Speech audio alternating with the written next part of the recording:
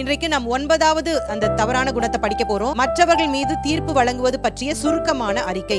இந்த முந்தின அதிகாரத்திலே இயேசு கிறிஸ்து நம்முடைய வாழ்க்கையிலே நாம் பயிற்சி செய்ய வேண்டிய பல ஆவிக்குரிய பயிற்சிகளை கற்றுக் கொடுத்தார். ஆனால் இந்த 7ஆம் அதிகாரத்துல ஆண்டவர் வேற ஒரு டைமென்ஷனுக்கு போறாரு பாருங்களேன், வேற ஒரு பரிமாணத்துக்கு போறாரு. இதான் பிரச்சனை. இதான் ஆண்டவர் இந்த இடத்துல கரெக்ட் பண்ண விரும்புறாரு. ஏன் தீர்ப்பு சொல்லக்கூடாது அப்படின்னு அதே வசனத்துல எக்ஸ்பிளைன் பண்ணிருக்கிறார் பாருங்களேன். இப்ப சீஷர்களை பார்த்து இன்னொரு காரியத்தை சொல்றாரு, ஷட் அப். மத்தேயு 7ஆம் அதிகாரம் 3-5 வரைக்கும் வாசிக்கும் பொழுது an illustration of Jesus principle regarding judging, நியாய தீர்ப்பது தொடர்பான இயேசுவின் கொள்கையின் எடுத்துக்காட்டு. அவர் எப்பவுமே ஒரு டிஃபரெண்டான ஒரு ஆங்கிள் தான் யோசிக்க வைப்பார் பாருங்களேன். அவனை பார்த்து சொல்றாரு, மாயக்காரனே, இந்த நாவு பாத்தீங்களா, இது ரொம்ப ஒரு மோசமான ஒரு அவயவம். வேதாகமம் மற்றவர்களை நியாய தீர்ப்பதை குறித்து என்ன கற்றுக் கொடுக்கிறது? What does the Bible teach us about judging others? நம்ம இன்றோடு கூட இந்த மலை பிரசங்கத்தின் மிக முக்கியமான பகுதியான அந்த தவறான குணம் படித்து முடித்து விட்டோம். 2 காரியம் நான் சொன்னேன். ஒன்னு நல்ல குணம், இன்னொன்னு தவறான குணம். ரெண்டுத்தையுமே தெளிவாக 9 என்று சொல்லி எளிதாக நம்ம ஞாபகத்தில் வைத்துக் கொள்கிற மாதிரி நான் உங்களுக்கு கற்றுக் கொடுத்தேன். நம்மை ஆளுகை செய்கிற ராஜாவாய் இருக்கிற இயேசு கிறிஸ்துவின் இனிய நாமத்தில் உங்களை நான் வாழ்த்துகிறேன். நாம் தொடர்ந்து மத்தேயு சுவிசேஷத்தில் இயேசுவின் முதல் போதனையான மலை பிரசங்கத்தை படித்து கொண்டு வருகிறோம். இயேசுவின் போதனைகள் என்று சொல்லி பார்க்கும் பொழுது மொத்தம் 5 போதனைகள் இருக்கிறது என்று சொல்லி நான் உங்களுக்கு சொல்லி கொடுத்திருக்கிறேன். முதலாவது அதோடைய தலைப்பை பார்த்துடலாம். மத்தேயு சுவிசேஷத்தில் 5 பிரசங்கங்கள்: மலை பிரசங்கம், ஊழிய பணியின் போதனைகள், உவமைகளின் போதனைகள், சமுதாய வாழ்க்கையின் போதனைகள், கடைசி கால போதனைகள்.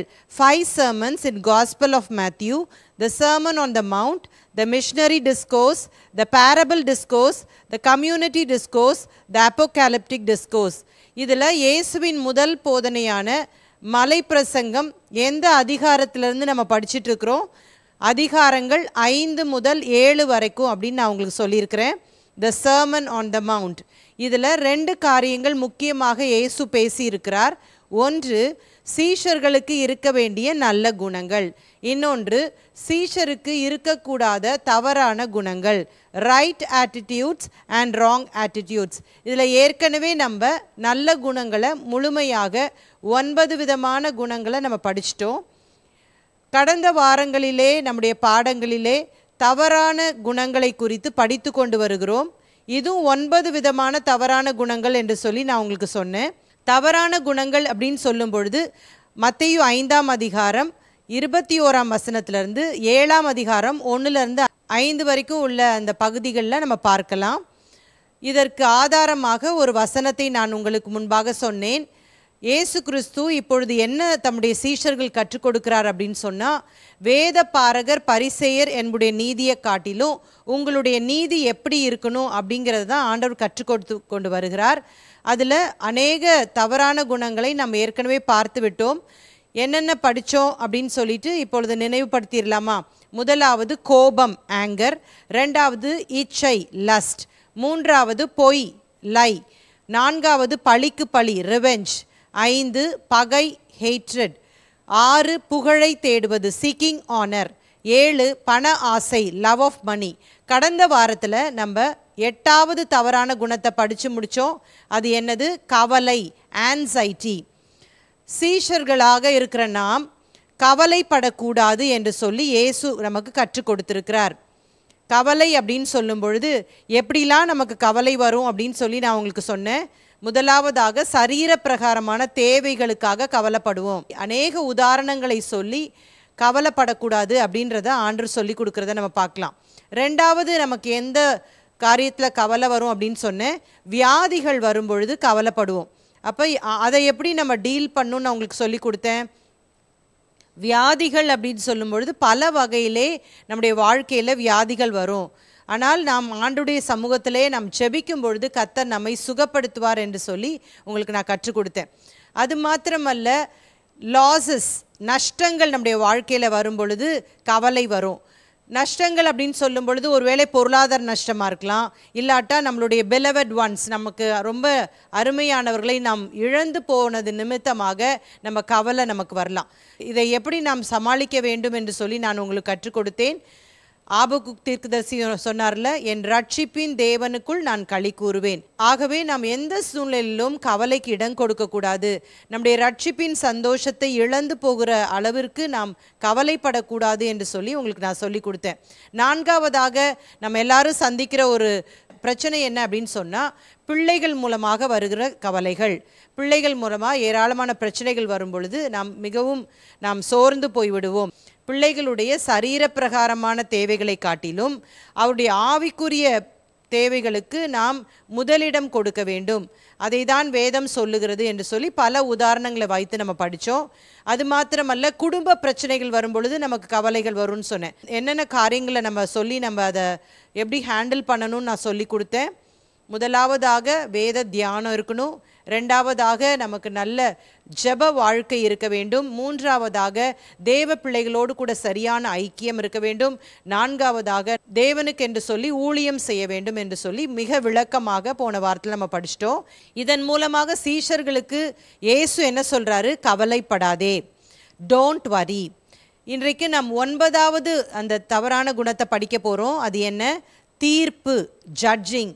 இதனுடைய வேத பகுதி மத்தேயு சுவிசேஷம் 7ஆம் அதிகாரம் 1 முதல் 5 வரைக்கும். மத்தேயு 7ஆம் அதிகாரம் 1-2 வசனங்களில் மற்றவர்கள் மீது தீர்ப்பு வழங்குவது பற்றிய சுருக்கமான அறிக்கை, a summary statement on passing judgment upon others. அதை வாசிக்கலாம். மத்தேயு 7ஆம் அதிகாரம் 1 மற்றும் 2. நீங்கள் குற்றவாளிகள் என்று தீர்க்கப்படாத படிக்கு மற்றவர்களை குற்றவாளிகள் என்று தீர்க்காதிருங்கள். ஏனெனில் நீங்கள் மற்றவர்களை தீர்க்கிற தீர்ப்பின்படியே நீங்களும் தீர்க்கப்படுவீர்கள். நீங்கள் மற்றவர்களுக்கு அளக்கிற அளவின்படியே உங்களுக்கும் அளக்கப்படும். இந்த முந்தின அதிகாரத்திலே இயேசு கிறிஸ்து நம்முடைய வாழ்க்கையிலே நாம் பயிற்சி செய்ய வேண்டிய பல ஆவிக்குரிய பயிற்சிகளை கற்றுக் கொடுத்தார். ஜெபம் எப்படி செய்ய வேண்டும், உபவாசம் எப்படி இருக்க வேண்டும், எப்படி கொடுக்க வேண்டும், பண ஆசையோடு வாழக்கூடாது, கவலைப்படக்கூடாது என்று சொல்லி அநேக விஷயங்களை கற்றுக் கொடுத்தார். இவைகளையெல்லாம் நாம் பார்க்கும் பொழுது முதலில் உள்ளான அந்த ஆவிக்குரிய பயிற்சிகளை இயேசு கற்றுக் கொடுத்தார். ஆனால் இந்த 7ஆம் அதிகாரத்தில் ஆண்டவர் வேற ஒரு டைமென்ஷனுக்கு போகிறாரு பாருங்களேன், வேற ஒரு பரிமாணத்துக்கு போகிறாரு. அதுதான் இது மற்றவர்களை நாம் எப்படி ட்ரீட் பண்ணணும், மற்றவர்களை எப்படி நம்ம நடத்தணும், மற்றவர்களை குறித்து எப்படி யோசிக்கணும் அப்படிங்கிற மிக முக்கியமான விஷயங்களை ஆண்டவர் இந்த இடத்துல சொல்லி கொடுக்கிறதை நாம் பார்க்கலாம். வேத பாரகர் பரிசேயர் என்னுடைய நீதி என்று சொல்லி அநேக காரியங்களை நம்ம படித்தோம் இல்லையா? கோபப்படக்கூடாது, பொய் சொல்லக்கூடாது, பழிக்கு பழி வாங்கக்கூடாது. இப்போ இதை ஒவ்வொரு நாளும் நம்ம என்ன பண்ணுவோம்? ப்ராக்டிஸ் பண்ணுவோம். மலை பிரசங்கம் துவக்கத்தில் நம்ம என்ன படித்தோம்? நல்ல குணங்களை குறித்து நாம் படித்தோம். அப்போ அந்த நல்ல குணங்களை படித்த உடனே நம்ம சீஷர்கள் இந்த நல்ல குணங்களெல்லாம் வாழ்க்கையில் இதை நம்ம அபியாசப்படுத்த வேண்டும் என்று சொல்லி முயற்சி செய்வோம்.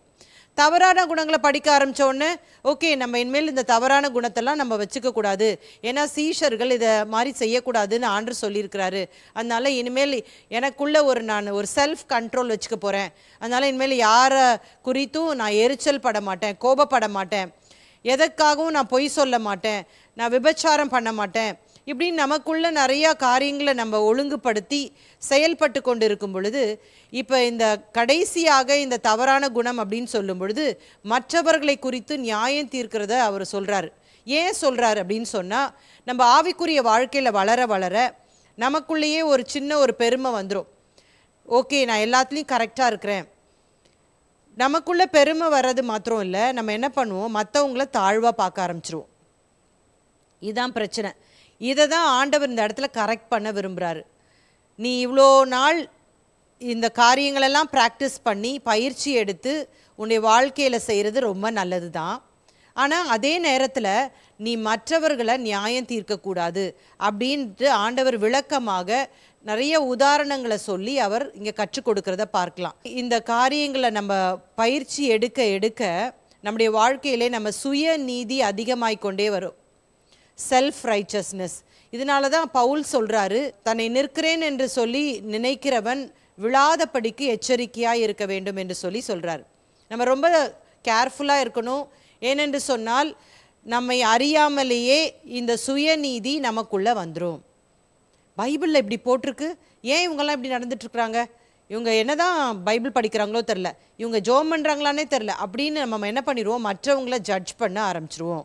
இது செய்யாதீங்க சீஷர்களே அப்படின்றது தான் ஆண்டவர் இந்த பகுதியில் நமக்கு சொல்லி கொடுக்குற ஒரு விஷயம். தவறான குணம் இது. டூ நாட் ஜட்ஜ், நீ தீர்ப்பு சொல்லாதே அப்படின்னு சொல்லிட்டு ஆண்டவர் சொல்கிறார். ஏன் தீர்ப்பு சொல்லக்கூடாது அப்படின்னு அதே வசனத்தில் எக்ஸ்பிளைன் பண்ணியிருக்கிறார் பாருங்களேன். நீங்கள் குற்றவாளிகள் என்று தீர்க்கப்படாதபடிக்கு. அப்போ என்ன ரீசன் சொல்லியிருக்கிறாரு? ஏன் நீங்கள் மற்றவங்கள ஜட்ஜ் பண்ணக்கூடாது, ஏன் நீங்கள் மற்றவங்கள குற்றப்படுத்தக்கூடாதுன்னா, நீங்கள் குற்றவாளிகள் என்று தீர்க்கப்படுவீர்கள் அப்படின்னு சொல்கிறார்.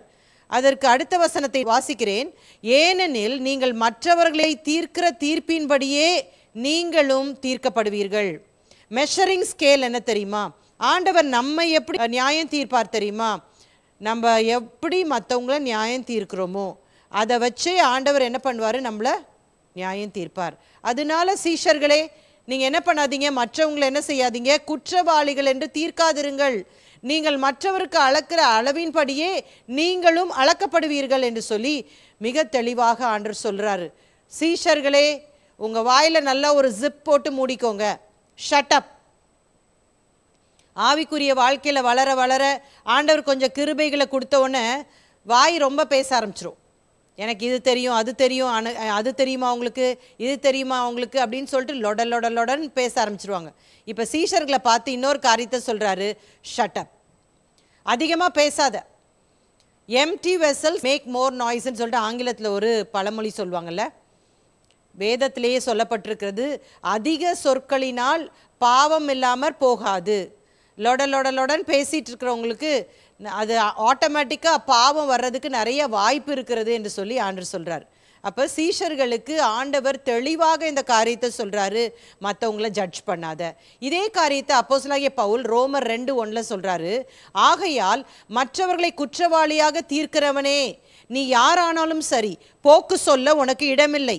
நீ குற்றமாக தீர்க்கிறவைகள் எவைகளோ அவைகளை நீயே செய்கிறபடியால் நீ மற்றவர்களை குறித்து சொல்லுகிற தீர்ப்பினாலே உன்னைத்தானே குற்றவாளியாக தீர்க்கிறாய். இயேசு என்ன சொன்னாரோ அதையே பவுல் சொல்றார். யாரையும் குற்றமாக தீர்க்காதீங்க, யாரையும் ஜட்ஜ் பண்ணாதீங்க. நீங்கள் என்ன பண்ணுறீங்களோ அதை வச்சே ஆண்டவர் உங்களை என்ன பண்ணுவார்? ஜட்ஜ் பண்ணுவார் அப்படிங்கிறத இங்கே பவுல் சொல்கிறார். நீதிமொழிகளில் ஒரு வசனத்தை நாம் வாசிப்போம். நீதிமொழிகள் 18ஆம் அதிகாரம் 17ஆம் வசனம். தன் வழக்கிலே முதல் பேசுகிறவன் நீதிமான் போல் காணப்படுவான், அவன் அயலானோ வந்து அவனை பரிசோதிக்கிறான்.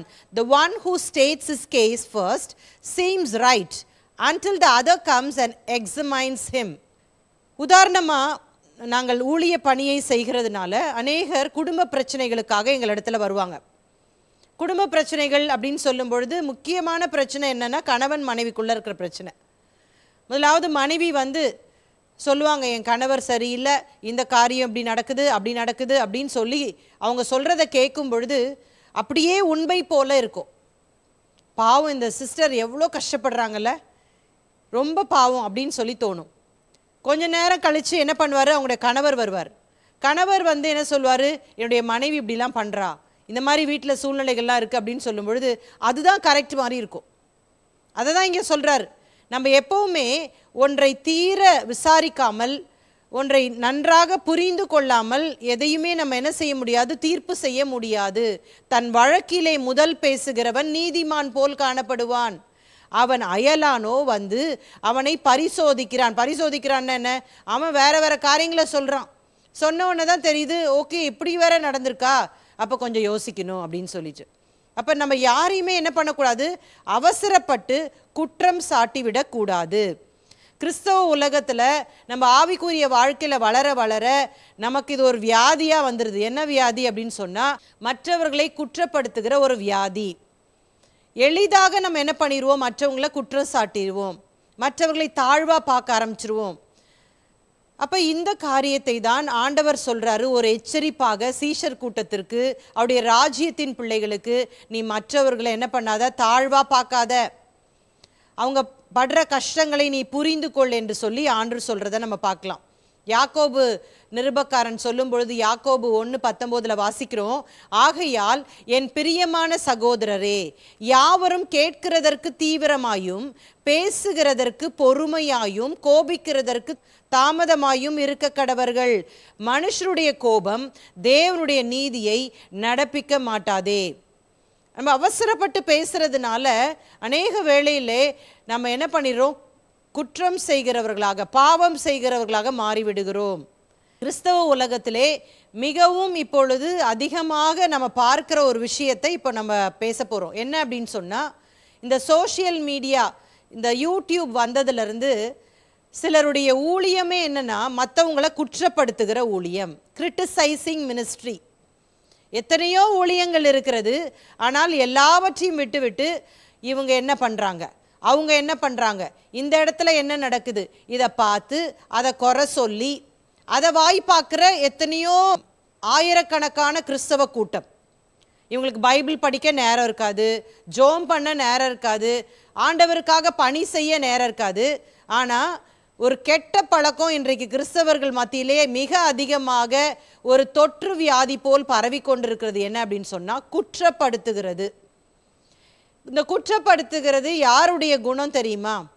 இரவும் பகலும் தன்னுடைய சகோதரனை குற்றப்படுத்துகிறது சாத்தான் என்று சொல்லி வெளிப்படுத்தின விசேஷம் 12ஆம் அதிகாரத்திலே நாம் வாசிக்கிறோம்.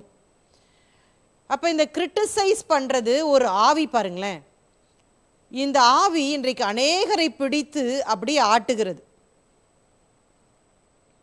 ஒருத்தரை பற்றி ஒருத்தர் குற்றம் சாட்டி பயங்கரமாக என்ன பண்ணுறாங்க, இன்றைக்கு அவர்கள் சம்பாதித்து கொண்டிருக்கிறார்கள்.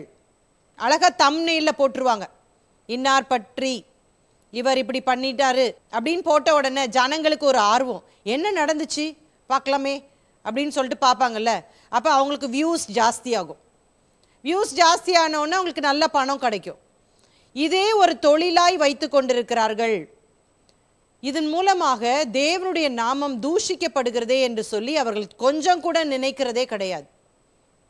ஒருத்தரை பயங்கரமாக சாடி கொள்ளுவார்கள். இந்த காரியத்திலே நாம் மிகுந்த ஜாக்கிரதையோடு கூட இருக்க வேண்டும்.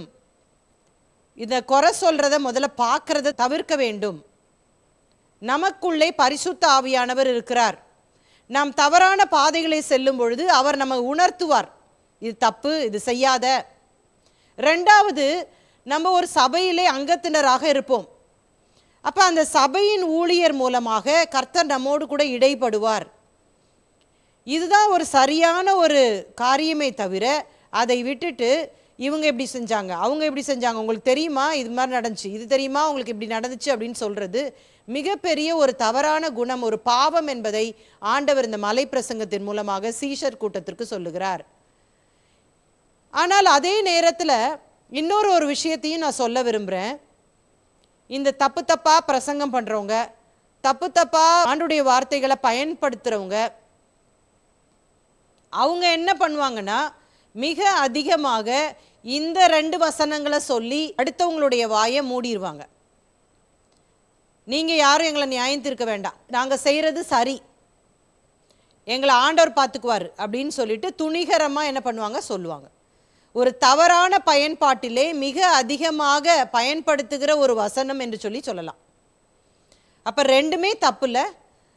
ஒன்று மற்றவங்களை குற்றம் சாட்டி கொண்டிருக்கிறது தவறு, இன்னொன்று தப்பாக பண்ணிட்டு அதை சமாளிக்கிறதற்கு இந்த வசனத்தை பயன்படுத்துறதும் தப்பு. இயேசு கிறிஸ்து என்ன சொல்கிறாரு அப்படிங்கிற அந்த கரெக்டிவ் டீச்சிங்கை நம்ம படிக்க போகிறோம். இதை நம்ம தெளிவாக நம்முடைய வாழ்க்கையிலே புரிந்து கொள்ள வேண்டும். அப்பொழுதுதான் இப்படிப்பட்ட பயங்கரமான பொல்லாத காரியங்களிலிருந்து நம்மை காப்பாற்றி கொள்ள முடியும், நம்மை சூழ்ந்திருக்கிற ஜனங்களை காப்பாற்ற முடியும். இயேசுவும் இந்த காரியத்தை அனுபவித்தார். அவருடைய நாட்களில் அவர் ஊழியம் செய்யும் பொழுதே இப்படிப்பட்ட சம்பவங்கள் அவர் சந்தித்தார். மத்தேயு சுவிசேஷம் 26ஆம் அதிகாரத்தில் 6ஆம் வசனத்திலிருந்து 13ஆம் வசனம் வரைக்கும் ஒரு சம்பவத்தை குறித்து வாசிக்கிறோம்.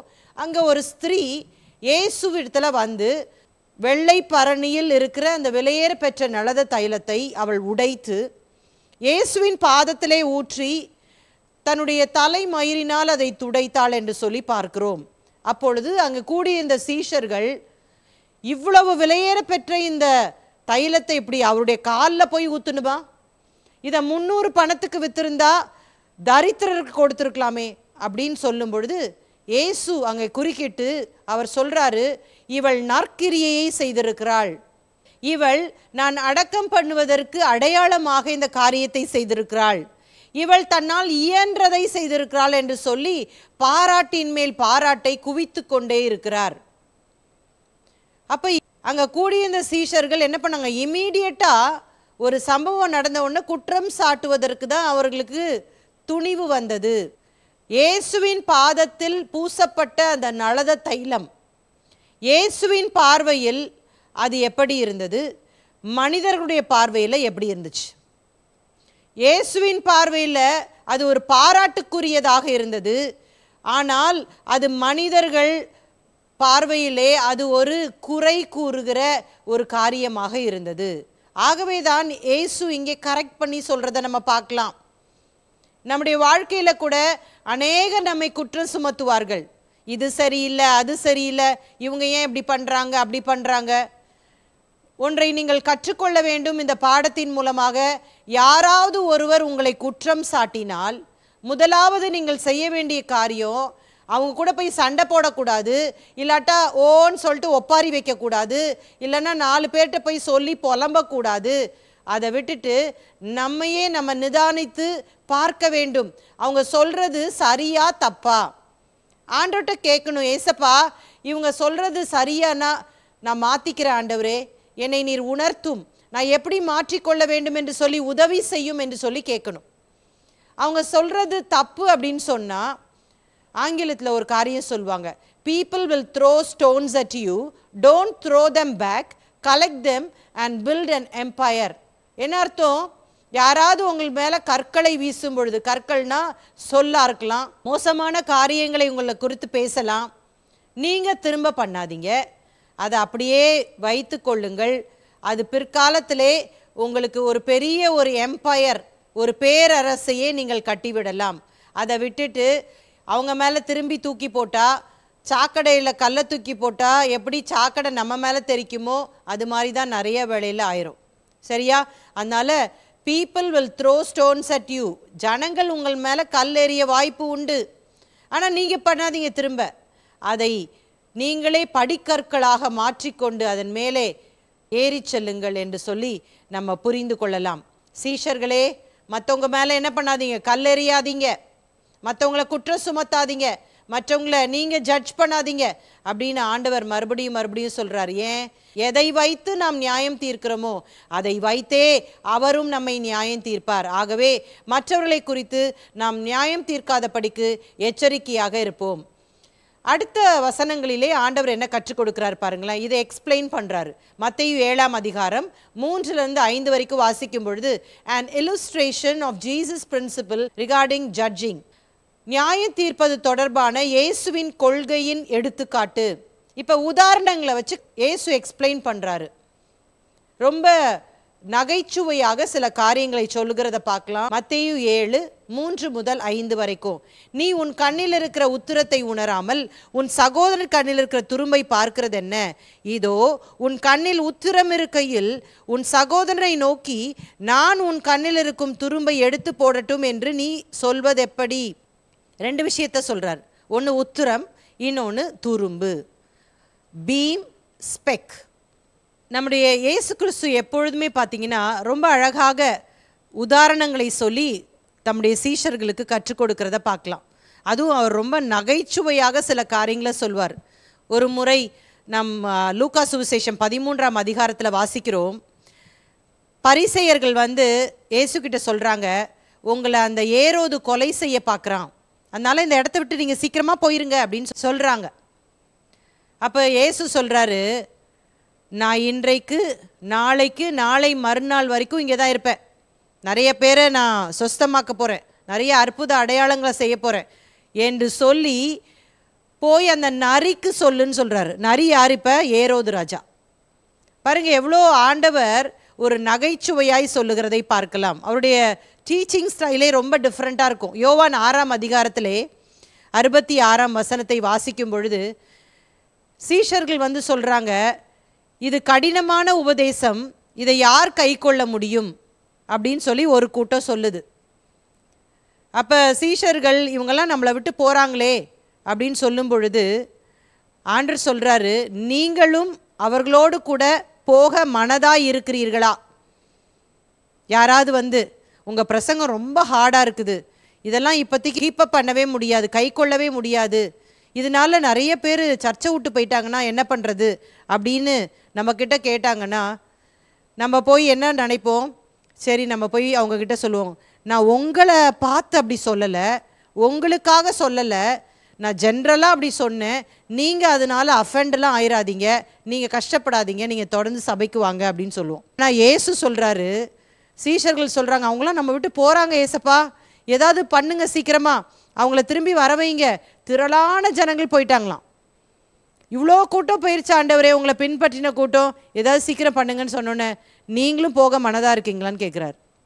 அவர் எப்போவுமே ஒரு டிஃப்ரெண்ட்டான ஒரு ஆங்கிளில் தான் யோசிக்க வைப்பார் பாருங்களேன். ஒன்று உத்திரம், ரெண்டாவது துரும்பு. பாருங்க, ஒருத்தன் கண்ணில் பெரிய ஒரு உத்திரம் பீம் இருக்குது, இன்னொருத்தன் கண்ணில் ஒரு துரும்பு தான் இருக்குது, ஒரு தூசி தான் இருக்குது. துரும்புனா ஒரு தூசி. உத்திரம் பெருசா துரும்பு பெருசா? இவ்வளோ பெரிய உத்திரத்தை அவன் கண்ணில் வச்சுட்டு அவன் போய் என்ன கேட்குறானா, நான் உன் கண்ணில் இருக்க துரும்பை எடுக்கட்டுமான்னு கேட்குறானா. அவனை பார்த்து ஆண்டவர் சொல்கிறாரு, என்ன சொல்கிறார் பாருங்களேன், 5ஆம் வசனத்தை வாசிக்கலாம். மாயக்காரனே, யூ ஹிப்போக்ரெட், முன்பு உன் கண்ணில் இருக்கிற உத்திரத்தை எடுத்து போடு, பின்பு உன் சகோதரன் கண்ணில் இருக்கிற துரும்பை எடுத்து போட வகை பார்ப்பாய். நிறைய வேளையில் நம்ம யோசிக்காமையே என்ன செஞ்சிருவோம், மற்றவங்கள குற்றம் சாட்டிடுவோம். நமக்குள்ள 1000 பிரச்சனைகள் இருக்கும், நம்ம அதை யோசிக்கவே மாட்டோம், மற்றவங்கள ஈஸியாக பாயிண்ட் அவுட் பண்ணிடுவோம். எப்போவுமே நம்ம ஒரு விரலை மற்றவர்களுக்கு முன்பாக காட்டும் பொழுது மீதமுள்ள அத்தனை விரல்களும் நம்மை நோக்கி இருக்கிறது என்பதை மறந்து விடுவோம். ரொம்ப ஜாக்கிரதையாக இருக்கணும், ஜாக்கிரதையாக பேசணும் சீஷர்கள். அப்படிங்கிறது தான் இயேசு இங்கே கற்றுக் கொடுக்குறார். அவசரப்பட்டு பேசாதீங்க.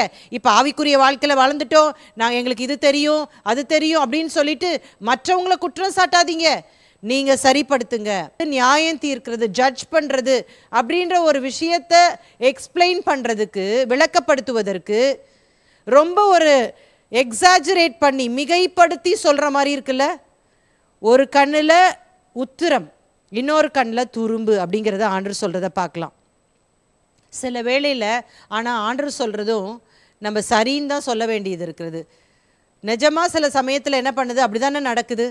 நிறைய பேர் அவங்களுக்குள்ள இருக்கிற காரியங்களை சுத்தமாக மறந்துட்டு மற்றவங்களை குற்றம் சாட்டிகிட்டே இருப்பாங்க. தயவுசெய்து இந்த செய்தியை கேட்கிற நீங்கள் ஒரு தீர்மானம் எடுங்க, மற்றவங்களை எந்த காரணம் கொண்டும் நான் குற்றப்படுத்த மாட்டேன். என்னுடைய வேலை, நான் கர்த்தருக்கு பிரியமாய் நடக்க வேண்டும், கர்த்தர் சொல்லியிருக்கிற காரியங்களின்படி நான் என்னுடைய வாழ்க்கையை அமைத்து கொள்ள வேண்டும், மீதமுள்ளதை கர்த்தர் பார்த்து கொள்வார், ஆகவே நான் எக்காரணம் கொண்டு மற்றவர்களை குற்றப்படுத்த மாட்டேன் என்று சொல்லி நம்ம தீர்மானம் எடுக்க வேண்டும். தீர்மானம் எடுத்து அதற்காக நம்ம முயற்சி செய்ய வேண்டும். இல்லாவிட்டால் இந்த காரியத்திலேருந்து நம்ம யாருமே என்ன பண்ண முடியாது, தப்பிக்கவே முடியாது. நம்ம அப்படி அந்த தாட் வந்துட்டாலே நம்ம என்ன செஞ்சிடணும், வேகமாக அதை விட்டு வெளியே வந்துடணும், கர்த்தருடைய கருத்தில் ஒப்பு கொடுத்துட்டு வந்துடணும். இயேசுவின் நாட்களில் இது அடிக்கடியாக அவர் சந்திச்சார்னு சொன்னேன் பார்த்தீங்களா. ஒரு முறை யோவான் 8ஆம் அதிகாரத்தில் வாசிக்கும் பொழுது கையும் களவுமாக ஒரு விபச்சார ஸ்திரியை பிடிச்சிட்டு வந்தாங்க. பிடிச்சிட்டு வந்து, நீர் ஒரு போதகர் தானே, இவ ஒரு விபச்சார ஸ்திரீ, மோசேயின் நியாயப்பிரமாணம் படி இவளை கல்லறியணும், நீர் என்ன சொல்றீர் அப்படின்னு கேட்குறாங்க. இயேசு கிறிஸ்து என்ன பண்ணாரு, உங்களில் பாவம் செய்யாதவன் எவனோ அவனின் முதலாவது கல்லறிய கடவன் என்று சொல்லி கீழே குனிஞ்சு எழுதிட்டு இருந்தாராம். ஏன் கீழே குனிஞ்சு எழுதிட்டு இருந்தாரு அப்படின்னு என்னைக்காவது நீங்கள் யோசிச்சிருக்கிறீங்களா? நான் நினைக்கிறேன் பிதா என்ன சொல்கிறாருன்னு காதுகளை நல்லா திறந்து வச்சு கேட்டுகிட்டே இருந்திருப்பாருன்னு நான் நினைக்கிறேன். பிதா சொல்லியிருப்பாரு, அவளை மன்னிச்சு விட்டுரு. உடனே சொல்கிறாரு, ஸ்திரீயை உன்னை குற்றம் சாட்டினவர்கள் எங்க, யாருமே இல்லையா? நானும் உன்னை குற்றம் சாட்டுவதில்லை, போ, இனி பாவம் செய்யாதே.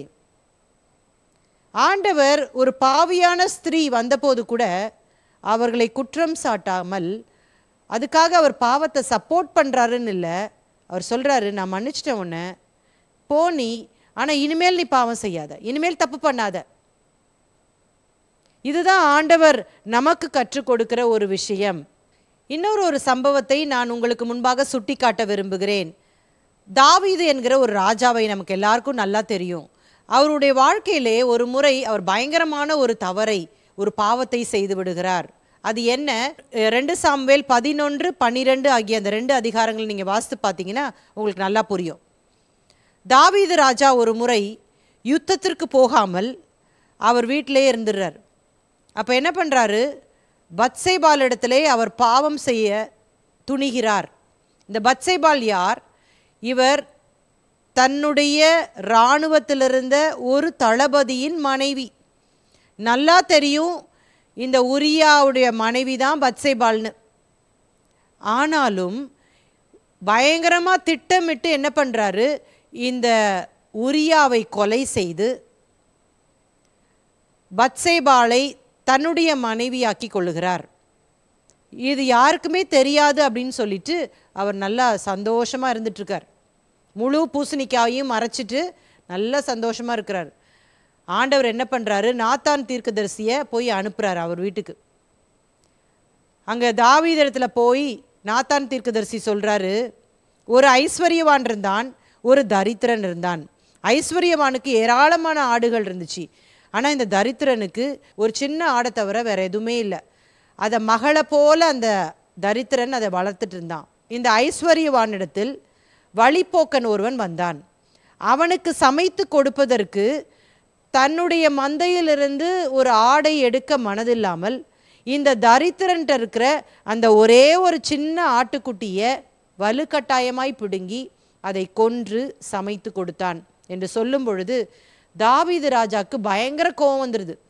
அப்படிப்பட்ட மனுஷன் உயிரோடையே இருக்கக்கூடாது, அவன் கொலை செய்யப்பட வேண்டும் என்று சொல்லி ஆத்திரத்தில் கத்துறாரு. அப்போ நாத்தான் சொல்கிறாரு, அந்த மனுஷனே நீதான். அப்படி சொன்ன உடனே மனம் திரும்பி எழுதுறது தான் அந்த 51ஆம் சங்கீதம். ஆனால் நான் என்ன சொல்ல வரேன்றதை நீங்கள் விளங்கி கொள்ளணும். இவன் மேலே இவ்வளோ பெரிய தவறு இருக்கும் பொழுது எளிதாக மற்றவர்கள் செய்கிற தவறை இவனால் என்ன பண்ண முடியல, பொறுத்து கொள்ளவே முடியல. எவ்வளோ சீக்கிரமாக என்ன பண்ணுறான் பாருங்களேன், ஜட்ஜ் பண்ணுறான் பாருங்கள். அதை தான் உங்களுக்கு நான் சொல்கிறேன். அதனால தான் மற்றவருடைய கண்ணில் துரும்ப எடுக்கிறது தப்புன்னு ஆண்டவர் சொல்லலை. மற்றவங்க கண்ணில் துரும்பு இருந்துச்சுன்னா அதை எடுக்க உதவி செய்யாத அப்படின்றது ஆண்டவருடைய போதனை அல்ல. மற்றவங்க துரும்பு இருந்துச்சுனாலும் சரி, என்ன கஷ்டப்பட்டாலும் அவங்களுக்கு ஹெல்ப் பண்ணு, அது இங்கே சொல்ல. ஆண்டவர் சொல்கிறாரு, உன் வாழ்க்கையில் இத்தனை பிரச்சனையை ஓட்டையை வச்சுக்கிட்டு நீ எப்படி மற்றவங்களை என்ன குற்றப்படுத்தலாம் அப்படிங்கிறது தான் ஆண்டவருடைய கேள்வி. அவனை பார்த்து சொல்கிறாரு, மாயக்காரனே, ஏமாத்துக்காரனே அப்படின்னு சொல்கிறார். ஒரு சிலரை நான் பார்த்துருக்கிறேன், ஒரு சர்ச்சிலையுமே உருப்படியாக இருக்கவே மாட்டாங்க. இந்த சர்ச்சு சரியில்லைன்னு இன்னொரு சர்ச்சுக்கு போவாங்க, இந்த சர்ச்சு சரியில்லைன்னு இன்னொரு சர்ச்சுக்கு போவாங்க. இப்படியே சர்ச்சாக மாற்றி மாற்றி மாற்றி எனக்குள்ளேயே ஆவியானவர் இருக்கார், நான் ஏன் சர்ச்சுக்கு போகணுன்னு வீட்டில் உட்காந்துட்டு இருப்பாங்க. இந்த உலகத்தில் ஒரு சர்ச்சு கூட உருப்படி இல்லைங்க. நான் உங்களுக்கு ஒன்று சொல்லட்டுமா, ஒரு சர்ச்சு கூட இந்த உலகத்தில் பர்ஃபெக்ட் சர்ச் கிடையாது. சில இடத்துல சில குறைகள் இருக்கும், சில இடத்துல சில நிறைகள் இருக்கும். எல்லாரும் சேர்ந்து குறைகளை பொறுத்து கொண்டு ஒருவருடைய குறைகளை ஒருவர் ஏற்றுக்கொண்டு நம்முடைய ஆவிக்குரிய வாழ்க்கையிலே முன்னேறி செல்ல வேண்டும் என்று சொல்லி தான் ஆண்டவர் நம்ம இந்த உலகத்தில் வைத்திருக்கிறார். நம்ம பரிபூர்ணமாக ஆயிட்டோன்னா என்னைக்கோ நம்ம பரலோகத்துக்கு போயிருப்போம்ல. அதனால நீங்கள் என்ன பண்ணக்கூடாது, இது சரியில்லை அது சரியில்லை அப்படின்னு சொல்லவே கூடாது. சரியில்லைன்னா சரிப்படுத்த பார்க்கணும். சரியில்லைன்னா நம்மளால் என்ன காரியங்கள் செய்ய முடியுமோ அதை செய்ய வேண்டும். அவர்களுக்காக ஜெபிக்க வேண்டும், பாரத்தோடு இந்த காரியங்களுக்காக செயல்பட வேண்டும். அதை விட்டுட்டு நக்கல் அடிச்சுட்டு மற்றவங்களை கிண்டல் பண்ணிட்டு குற்றப்படுத்தி கொண்டிருப்பது மிகப்பெரிய பாவம் என்பதை சீஷர் கூட்டத்திற்கு கர்த்தர் கற்றுக் கொடுக்கிறார். ஒரு கதை எனக்கு ஞாபகம் வருகிறது. ஒரு அம்மா இருந்தாங்க. அந்த அம்மா எப்போ பார்த்தாலும் குறை சொல்லிகிட்டே இருப்பாங்களாம். அந்த பக்கத்து வீட்டு பொம்பளை சுத்தமாகவே இருக்க மாட்டேங்கிறா பாருங்களேன் அப்படின்னு சொல்லி இங்கே பக்கத்தில் இருக்கிறவங்களுக்கெல்லாம் கூப்பிட்டு சொல்லுவாங்களாம். வெளியில் கிளம்பி போகும்போது நல்லா சாரீ போட்டுட்டு நல்லா மேக்கப் போட்டுட்டு போயிடுறா. வீடை ஒன்றுமே பார்த்துக்கவே மாட்டேங்கிறா, அப்படியே ஒற்றை தொங்குது, அழுக்கழுக்காக கிடக்குது. ஏன் தான் இந்த அம்மா இப்படி பண்ணுதோ அப்படின்னு சொல்லிட்டு பல நாட்களாக குறை சொல்லிகிட்டே இருந்துச்சு இந்த அம்மா. ஒரு வருஷத்துக்கு ஒரு தடவை தான் இந்த அம்மா தன்னுடைய வீட்டை க்ளீன் பண்ணும். ஒரு நாள் திடீர்னு ஒரு எழுப்புதல் வந்துருச்சு. இந்த அம்மா வீடெல்லாம் இழுத்து போட்டு எல்லாத்தையும் சுத்தம் பண்ணி ஜன்னல் கதவெல்லாம் தொடச்சி பார்த்தா இந்த அம்மாவுடைய வீட்டில் உள்ள ஜன்னல் தான் அவ்வளோ அழுக்காக இருந்திருக்கு. அந்த அழுக்கு நிறைந்த அந்த ஜன்னல் வெளியே பார்க்கும் பொழுது அந்த பக்கத்து வீடு அழுக்கா இந்த அம்மாவுக்கு தெரிஞ்சிருக்கு. பார்த்தீங்களா, எத்தனை நாட்கள் நம்முடைய வாழ்க்கையிலேயும் இந்த காரியத்தை செஞ்சுருக்கிறோம். எளிதாக மற்றவர்களை நம்ம என்ன பண்ணிடுவோம், குற்றம் சாட்டிடுவோம். ஒரு டேஞ்சர் நான் இப்போ சொல்லி கொடுக்குறேன் பாருங்களேன். நம்மளை விட சின்னவங்களை ஈஸியாக குற்றப்படுத்திடுவோம். நம்மளை விட பலவீனமாக இருக்கிறவங்கள, வீக்காக இருக்கிறவங்கள நம்ம ஈஸியாக என்ன பண்ணிடுவோம், குற்றப்படுத்திடுவோம். நம்மளை விட பெரிய ஆட்கள், நம்மளை விட பலசாலிகள், இவங்களை நம்ம என்ன பண்ண மாட்டோம், அவங்கக்கிட்ட மோதவே மாட்டோம். யார் அப்பாவியாக இருக்கிறாங்களோ அவங்க மேலே 100 குற்றத்தை போட்டு அவங்கள இன்னும் சாகடிச்சிருவோம். ஆண்டவர் சொல்கிறாரு, இந்த சிறியரில் நீங்கள் ஒருவருக்கு இடரல் உண்டாக்கினால் எந்திர கல்லை கட்டி உங்களை கடலில் இறக்கிடுவேன்றாரு. சும்மா இறக்க மாட்டேன், சும்மா தள்ளியில் தள்ளி விட மாட்டேன், எந்திர கல்லை கட்டி. அப்போ ஒரு சின்ன பிள்ளை கூட நம்ம என்ன பண்ணக்கூடாது, இடரலாக இருக்கக்கூடாது. ஒருவேளை கர்த்தர் உங்களோடு கூட பேசுவாரானால் நீங்கள் போய் மன்னிப்பு கேட்க வேண்டும். யார் யார் பற்றிலாம் குற்றம் சொன்னீங்களோ, யார் யார் பற்றிலாம் குறை சொன்னீங்களோ அவங்கக்கிட்ட போய், நான் உங்களை பற்றி இப்படி பேசிட்டேன், என்னை மன்னிச்சிருங்க அப்படின்னு சொல்லுங்கள். அப்போ தான் ஆண்டவர் உங்களை மன்னிப்பார். ஒரு போதகர்கிட்ட போய் ஒரு அம்மா சொன்னாங்களாம், பாஸ்டர் உங்களை பற்றி நான் ரொம்ப மோசமாக பேசிட்டேன் பாஸ்டர், என்னை மன்னிச்சிருங்க அப்படின்னு, நான் என்ன பண்ணணுமோ நான் பண்ணுறேன், நீங்கள் என்ன பண்ண சொன்னாலும் நான் செய்கிறேன் பாஸ்டர் அப்படின்னு சொன்னாங்களாம். உடனே போதகர் சொன்னாராம், நீ போய் நம்ம ஊரில் இருக்கிற நிறையா கோழி இறகுகளை, ஃபெதர்ஸ் எடுத்துகிட்டு வா அப்படின்னு சொன்னாராம். உடனே இந்த அம்மா போய் ஒரு கூடை நிறைய கோழி இறகுகளை எடுத்துக்கொண்டு வந்தார்களாம். என்ன பாஸ்டர் பண்ணும், கொண்டு வந்துட்டேன், இப்போ நீ என்ன பண்ணணும்னா இந்த கோழி இறகுகளை நல்லா காற்றடிக்கும் பார்த்தியா, அப்போ போய் அப்படியே அதை எல்லாத்தையும் அப்படியே பறக்க விடு அப்படின்னு சொன்னாராம். உடனே போய் அந்த அம்மா அவர் சொன்னபடியே போய் அந்த கோழி இறகுகளை அப்படியே பறக்க விட்டுட்டாங்களாம். அடுத்த நாள் வந்து சொன்னாங்களாம், பாஸ்டர் நீங்கள் சொன்னபடி செஞ்சுட்டேன் பாஸ்டர், கோழி இறகு சொன்னீங்க கொண்டு வந்தேன், கோழி இறகை பறக்க விட சொன்னீங்க, நல்லா காற்றடிச்சிட்டு இருந்துச்சா, அந்த டைம் பார்த்து நான் நல்லா பறக்க விட்டுட்டேன் அப்படின்னு. இன்னொன்று செஞ்சிருமா, அந்த கூடையிலே போய் நீ இப்போ பறக்க விட்ட அந்த இறகுகளை எல்லாம், ஃபெதர்ஸ் எல்லாம் கலெக்ட் பண்ணி என்கிட்ட கொண்டு வந்து கொடுத்துரு.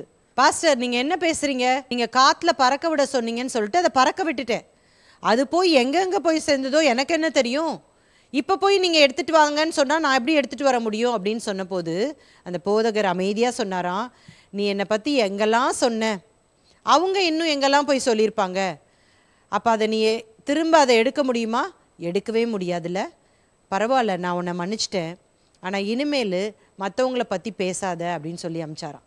இது எவ்வளோ ஒரு ஆழமான ஒரு விஷயம் பார்த்தீங்களா. ஒருவரை பற்றி நம்ம மோசமாக என்ன பண்ணக்கூடாது, பின்னாடி என்ன பண்ணக்கூடாது, பேசக்கூடாது. gossip dies in a good person அப்படின்னு ஒரு வாசகத்தை நான் பார்த்தேன். ஒரு புறங்கூறுதல் ஒரு நல்ல மனிதனுக்குள் வந்துச்சுன்னா அவனுக்குள்ளே அது செத்துருமா. சீஷர் கூட்டத்தில் இருக்கிற உங்களையும் என்னையும் பார்த்து ஆண்டவர் சொல்கிறாரு, மற்றவங்கள பற்றி குறை சொல்லாத. குறை சொல்கிறது ஒரு மோசமான ஒரு ஆவி, இன்றைக்கே அதில் மனம் திரும்பு அப்படின்னு ஆண்டவர் சொல்கிறார். சீஷர்களே டோன்ட் ஜட்ஜ், தீர்ப்பு சொல்லாதே அப்படின்னு சொல்கிறார். இந்த நாவு பார்த்தீங்களா, இது ரொம்ப ஒரு மோசமான ஒரு அவயவம். யாக்கோபு இதை ரொம்ப அழகாக ஜட்ஜ் பண்ணியிருக்கிறார் பாருங்க.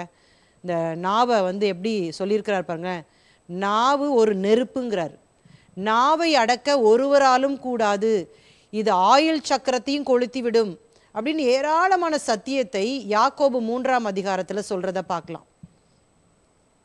அவர் சொல்கிறாரு, நாவை அடக்க ஒரு மனுஷனாலும் கூடாது, அது அடங்காத பொல்லாங்குள்ளதும் சாவுக்கு ஏதுவான விஷ நிறைந்ததுமாய் இருக்கிறது. எப்படிப்பட்டதா நாவு, அடங்காதது, பொல்லாங்குள்ளது, சாவுக்கேதான விஷம் நிறைந்தது. அதனால இதை ரொம்ப கேர்ஃபுல்லாக பயன்படுத்தலைன்னா, ஒழுங்குபடுத்தலைன்னா இது இஷ்டத்துக்கும் பேசிடும். தமிழில் தான் ஒரு பழமொழி சொல்லுவாங்களே, இவனுக்கு ரொம்ப நாக்கு நீளம் அப்படின்வாங்க. நாக்கு நீளம் அப்படின்னு சொன்னால் என்ன அர்த்தம், நீட்டமான நாக்கா இல்லை, பயங்கரமாக பேசுகிறவங்கள பார்த்து அப்படி சொல்லுவாங்க. அப்போ ஆண்டவர் சொல்கிறார், சீஷர்களே ரொம்ப பேசாதீங்க, அமைதியாக இருங்க, நான் சொல்லுகிறதை கேளுங்கள், நீங்கள் யாரையும் குறித்து தீர்ப்பு சொல்லாதீர்கள் என்று சொல்கிறார். விசேஷமாக ஆவிக்குரிய வட்டாரத்தில் இருக்கிற ஒவ்வொருவருக்கும் ஆண்டவர் சொல்கிறது அதுதான். உங்களுக்கு மைக் கிடச்சிருச்சுன்றதுக்காக என்ன வேணா பேசணும்னு இல்லை, கவனமாக வார்த்தைகளை நீங்கள் பேச வேண்டும். துதித்தலும் சபித்தலும் ஒரே வாயிலிருந்து புறப்படுகிறது, என் சகோதரரே இப்படி இருக்கலாகாது. நிறைய பேரோடு நான் பழகி இருக்கிறேன். நிறைய பேர் ஒருத்தரை பற்றி மோசமாக பேசிகிட்டு இருப்பாங்க, அவங்க திடீர்னு வந்துடுவாங்க அந்த டைம் பார்த்து, அவங்க வந்தவுடனே அப்படியே மாற்றிடுவாங்க பிளேட்டையே, நமக்கே ஆச்சரியமாக இருக்கும், என்னடா இது இப்படி பேசுகிறாங்க அப்படின்னு சொல்லிட்டு. அவங்கள புகழ்ந்து புகழ்ந்து பேசி அப்படியே சிரித்து, நமக்கு ஒரு முகம் தானே இருக்குது, நமக்கு சேஞ்சே பண்ண தெரியாது, அப்படியே பேக்குன்னு முழிச்சிட்டு இருக்க வேண்டியதான். ஆனால் அவர்கள் அப்படியே மாற்றி பேசுவார்கள். அதை தான் இங்கே யாக்கோபு சொல்கிறாரு, துதித்தலும் சபித்தலும். அப்போ தான் பற்றி மோசமாக ஒருத்தரை பற்றி பேசியிருப்பாங்க, அப்புறம் ஸ்தோத்திரம் ஸ்தோத்திரம் ஸ்தோத்திரம் ஸ்தோத்திரம் ரொம்ப பயபக்தியாக பேசுவாங்க. நல்லா சண்டை போட்டுட்டு வந்திருப்பாங்க, இங்கே வந்து ஸ்தோத்திரம் ஸ்தோத்திரம் அல்லேலூயான்னு ரொம்ப பரிசுத்தமாக இருப்பாங்க. துதித்தலும் சபித்தலும் எப்படி ஒரே வாயிலிருந்து வர முடியும்? ஒரு ஊற்றுக்கண்ணிலேருந்து கசப்பானதும் நல்ல தித்திப்பானதும் வருமா அப்படின்னு ஒரு கொஸ்டின் கேட்குறார். உங்களில் ஞானியும் விவேகியுமாய் இருக்கிறவன் எவனோ அவன் ஞானத்திற்குரிய சாந்தத்தோடே தன் கிரியைகளை நல்ல நடக்கையினாலே காண்பிக்க கடவன். ஏனென்று சொன்னால் நாம் சீஷர்கள், சாந்தத்தோடு இருக்க வேண்டும், அமைதலோடு கூட நம்முடைய நடக்கை இருக்க வேண்டும். இப்படிப்பட்ட ஞானம் பரத்திலிருந்து இறங்கி வருகிற ஞானமாக இராமல், ஆனால் அதே ஆப்போசிட்டில் செஞ்சோன்னா, சாந்தமாக இல்லாமல் மற்றவங்கள பற்றி அவதூறாக பேசினோன்னா அது எப்படிப்பட்ட ஞானம்னு யாக்கோபு நிருபக்காரன் சொல்கிறாரு. இப்படிப்பட்ட ஞானம் பரத்திலிருந்து இறங்கி வருகிற ஞானமாக இராமல் லௌகீக சம்பந்தமானதும் ஜன்ம சுவாபத்துக்குரியதும் பேய்த்தனத்துக்கு அடுத்ததுமாய் இருக்கிறது. ரொம்ப கேர்ஃபுல்லாக இருக்கணும்ல. நாவை கரெக்டாக நம்ம பயன்படுத்தலை அப்படின்னு சொன்னால் இதுவே பிசாசு பயன்படுத்துகிற ஒரு அவயவமாய் மாறிவிடும், அவனுடைய டூலாக மாறிடும். ஆகவே தான் வேதம் நமக்கு சொல்லுகிறது, நீ உன்னுடைய நாவை ஒழுங்காக பயன்படுத்து, டேம் யோர் டங். நீ அடக்கலை அப்படின்னு சொன்னால் அது ரொம்ப பயங்கரமான ஒரு விபரீதத்தை கொண்டு வந்துவிடும், அநேகருடைய வாழ்க்கையை அழித்துவிடும், அநேகருடைய வாழ்க்கையை நாசமாக்கிவிடும். அதை கண்ட்ரோல் பண்ணு, இல்லைன்னா அவ்வளோதான் அப்படின்னு சொல்லி ஆண்டவர் சொல்கிறார். சரி, நம்ம இப்போ அடுத்து என்ன பார்க்க போகிறோம் அப்படின்னு சொன்னால், வேதாகமம் மற்றவர்களை நியாயம் தீர்ப்பதை குறித்து என்ன கற்றுக் கொடுக்கிறது? What does the Bible teachers about judging others? 2 காரியத்தை நான் சொல்லித்தர போகிறேன். இதை உங்கள் வாழ்நாள் முழுவதும் நீங்கள் மறக்கவே கூடாது, புரியுதுங்களா? முதலாவதாக, தேவன் தான் நியாயம் தீர்க்கிறவர். திரும்ப சொல்கிறேன், தேவன் தான் நியாயம் தீர்க்கிறவர். இதுக்கு ஆதாரமான வசனம் ஏசாயா 11:3. கர்த்தருக்கு பயப்படுதல் அவருக்கு உகந்த வாசனையாய் இருக்கும். அவர் தமது கண் கண்டபடி நியாயம் தீர்க்காமலும் தமது காது கேட்டபடி தீர்ப்பு செய்யாமலும். He will not judge by what he sees with his eyes or decide by what he hears with his ears. ஆகவே அது உன் வேலை இல்லைப்பா, இது காட்ஸ் ஒர்க், இது ஆண்டவருடைய வேலை. அதனால ஆண்டவருடைய வேலையை ஆண்டவர் செஞ்சுக்குவார், நீ செய்யாத அப்படின்னு சொல்லி வேதம் நம்மளை கண்டிப்பாக சொல்லுது. பேதுரு நிருபக்காரர் ஒரு காரியத்தை சொல்றார். 1 பேதுரு 4:15, ஆதலால் உங்களில் ஒருவனும் கொலை பாதகனாயாவது திருடனாயாவது பொல்லாங்கு செய்தவனாயாவது, திருடன் பொல்லாங்கு செய்கிறவன், அவனோட எதை கம்பேர் பண்ணுறார் பாருங்களேன், அந்நிய காரியங்களில் தலையிட்டு கொண்டவனாயாவது பாடுபடுகிறவனாய் இருக்கக்கூடாது அப்படின்னு முடிக்கிறார். அந்நிய காரியங்களில் தலையிட்டு கொண்டவனாயாவது அப்படின்னு சொன்னால் என்ன அர்த்தம்? ஆங்கிலத்தில் என்ன போட்டிருக்கு பாருங்களேன், as a busybody in other men's matters. அவங்கள பற்றி யோசிக்கவே மாட்டாங்க, மற்றவங்க வாழ்க்கையில் மூக்கை நுழைச்சிக்கிட்டே இருப்பாங்க. உனக்கு இந்த விஷயம் தெரியுமா, அவங்க இப்படி, இவங்களுக்கு இந்த விஷயம் தெரியுமா, அவங்களுக்கு இது இப்படி தான் நடந்துச்சாமே, அப்படியா, ஓ அப்படி. இதே தான் மற்றவங்களதில் ரொம்ப பிஸியாக இருப்பாங்க. ஜோம் பண்ண டைம் இருக்காது, சர்ச்சுக்கு வர டைம் இருக்காது, பைபிள் வாசிக்க டைம் இருக்காது, மற்றவங்களுடைய காரியங்களில் தான் ரொம்ப மூக்கை நுழைக்கணும்னு பார்த்துட்டே இருப்பாங்க. சீஷர்கள் அப்படி இருக்கக்கூடாது. அதனால இவங்களுக்கு நிறைய பாடு வருமா, அதை பாடுன்னு சொல்லாதன்னு பின்வரும் வசனங்களில் பேதுரு சொல்கிறாரு. நீ மற்றவங்க வாழ்க்கையில் நீ தலையிட்டனால தானே உனக்கு இந்த பிரச்சனை, நீ பாட்டுக்கு உன் வேலை உண்டு நீ உண்டுன்னு இருக்க வேண்டியதானே, அப்புறம் எதுக்கு உனக்கு பிரச்சனை வரப்போகுது அப்படிங்கிறத இங்கே எச்சரிக்கிறார். 1 பேதுரு 4:17 பாருங்களேன், நியாய தீர்ப்பு தேவனுடைய வீட்டிலே துவங்கும் காலமாய் இருக்கிறது. For the time is come that judgment must begin at the house of God. என்ன ஆண்டு சொல்கிறார் இங்கே, கர்த்தருடைய பிள்ளைகளுடைய வாழ்க்கையில் தான் முதலாவது நியாய தீர்ப்பு நடக்கும். நீ தப்பு பண்ணனா நான் ஜட்ஜ் பண்ணுவேன், உன்னை நான் நியாயம் தீர்ப்பேன். அப்போ கர்த்தருடைய பிள்ளையுடைய வாழ்க்கையில் தான் முதல் நியாய தீர்ப்பு. ஆகவே பிள்ளைகளே, சீஷர்களே, உங்களை தான் நான் ஃபஸ்ட்டு பார்ப்பேன். அதனால நீங்கள் மற்றவங்கள பார்க்காதீங்க, உங்களை ஃபஸ்ட்டு சரி செஞ்சுக்கோங்க அப்படிங்கிறத ஆண்டவர் சொல்கிறார்.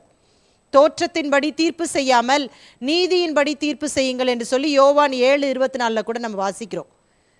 இப்போது யாரை நம்ம ஏதாவது சொல்லலான்னா நம்மளை விட வயதில் சின்னவங்கள, அதுவும் அமைதலோடு சாந்தத்தோடு கூட அவர்கள் செய்கிற தவறுகளை நாம் என்ன செய்யணும், உணர்த்த வேண்டும். நம்மக்கிட்ட வேலை பார்க்குறவங்க, இல்லைன்னா போதகர் அப்படின்னு சொன்னால் விசுவாசிகள், அதை விட்டுட்டு எல்லாத்தையும் ட்ரம்பட் வச்சு ஊதுற மாதிரி எல்லார்ட்டையும் என்ன பண்ணிட்டு இருக்கக்கூடாது, சொல்லக்கூடாது. மைண்ட் யுவர் ஓன் பிஸ்னஸ் அப்படின்னு சொல்கிறது தான் ஆண்டவர் இங்கே நமக்கு கொடுக்குற செய்தி. ரெண்டாவது விஷயம், நியாய தீர்ப்பு நாள் வரைக்கும் பொறுமையாக காத்திருக்கணும். முதலாவது தேவன் தான் நியாயம் தீர்ப்பார் அப்படின்றத நீங்கள் மறந்துடக்கூடாது.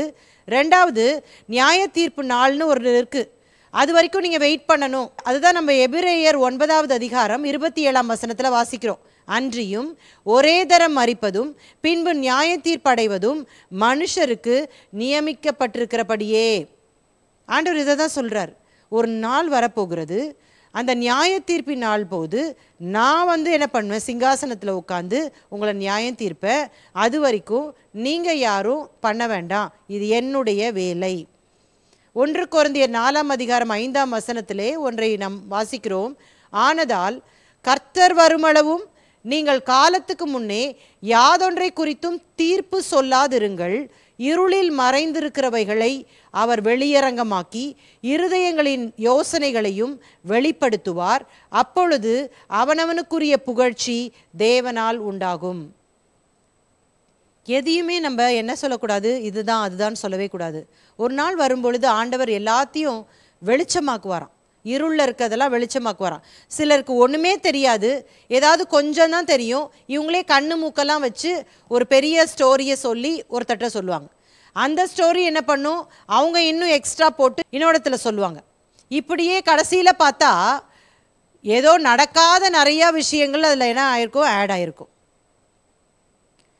ஒரு கணவன் மனைவி 50 ஆண்டு காலம் வாழ்ந்தவர்கள் கூட கணவனை முழுமையாக மனைவியால் புரிந்து கொள்ள முடியாது, மனைவியை கணவனால் முழுமையாக புரிந்து கொள்ளவே முடியாது. அவங்களையே ஒருத்தருக்கு ஒருத்தர் என்ன பண்ண முடியாது, நம்ம ஜட்ஜ் பண்ணவே முடியாது. அப்போ எப்படி மற்றவங்களை நம்ம ஜட்ஜ் பண்ணலாம் பாருங்களேன். நிறைய உதாரணங்களை சொல்லலாம். சாமுவேல் தீர்க்கதரிசியை குறித்து பார்க்கும் பொழுது சாமுவேல் ரொம்ப கவலையாக உட்காந்துட்ருக்காரு சவுலுக்காக. சவுல் ராஜா இப்படி பண்ணிட்டாரே அப்படின்னு சொல்லிட்டு ஆண்டவர் சொல்கிறார், எவ்வளோ நாள் தான் சவுலுக்காக நீ துக்கம் கொண்டாடுவ, எலும்பு, ஈசாயின் மகனில் ஒருத்தனை நான் ராஜாவாக அபிஷேகம் பண்ண போகிறேன் அப்படின்னு சொல்லி ஆண்டவர் சொல்லி அனுப்புகிறார். இவன் போய் ஒரு பெரிய விருந்து பண்ணி அந்த பெத்லஹேமில் ஈசாயின் குடும்பத்தை அழைக்கிறான். ஈசாயை அனுப்பி விடுறாரு. முதல் குமாரனை, 2வது குமாரனை, 7 குமாரரை அனுப்பி விடுறாரு. எலியாப், அபினதாப் எல்லாரும். இவங்க பார்க்குறதுக்கு நல்ல வாட்ட சாட்டமாக இராணுவத்தில் இருக்கிறவங்கள பார்த்து அனுப்பி விடுறாரு. அபிஷேகம் பண்ணிடலாம் அப்படின்னு நினைக்கும் போது ஆண்டவர் சொல்கிறாரு, நான் இவனை புறக்கணித்தேன், இவன் இல்லை. அப்போ ஆண்டவர் ஒரு மிக முக்கியமான ஒரு காரியத்தை சொல்கிறார், மனுஷன் பார்க்கிற விதமாய் நான் பாரேன். இதை நம்ம மறக்கக்கூடாது. நம்ம பார்க்குற மாதிரி ஆண்டவர் பார்க்கறது இல்லை. மனுஷன் முகத்தை பார்ப்பான், கர்த்தரோ இருதயத்தை பார்க்கிறார். உதாரணமாக ஒரு டீச்சர் எடுத்துக்கோங்களேன். டீச்சர்கிட்ட 100 கொஸ்டின் கொடுத்து இதை கரெக்ட் பண்ணி கொடுத்துருங்க டீச்சர் அப்படின்னு கொடுத்தா, இந்த டீச்சர் அந்த ஸ்டூடெண்ட்டுடைய பேப்பரை பார்த்துட்டு முதல் கொஸ்டின் கரெக்டு, அதனால மீதமுள்ள 99 கொஸ்டினும் கரெக்டு அப்படின்னு சொன்னால் அவங்க நல்ல டீச்சரா? இல்லைனா முதல் கொஸ்டின் தப்பு, அதனால எல்லா கொஸ்டினும் தப்பு அப்படின்னு சொல்லி அவங்க தீர்ப்பு கொடுத்தாங்கன்னா அவங்க ஒரு நல்ல டீச்சரா? கிடையவே கிடையாது. அவங்க ஒரு ஸ்டூடெண்ட் நல்லா படிக்கிறாளா நல்லா படிக்கலையா அப்படின்னு எப்படி தீர்மானிக்கிறது? எல்லா கேள்விகளையும் கவனமாக படித்து அதற்கேற்ற மதிப்பெண்களை போடும் பொழுது தான் சரியான ஒரு தீர்ப்பு. அது ஒரு கோர்ட்டில் ஒரு கேஸ் போயிருக்குன்னு வச்சுக்கோங்களேன், அவ்வளோ சீக்கிரம் கோர்ட் என்ன பண்ணாது, ஜட்ஜ்மெண்ட் கொடுக்காது. இப்படி சொன்ன உடனே நீங்கள் எல்லாம் என்னை பார்த்து ஒரு கேள்வி கேட்குற மாதிரி இருக்குது. ஆமாம், நீங்கள் கரெக்டாக சொல்லிட்டீங்க, அப்போ தானே சாட்சியெல்லாம் மாற்ற முடியும் அப்படின்னு நீங்கள் ஒரு வேளை சொல்கிற மாதிரி இருக்குது.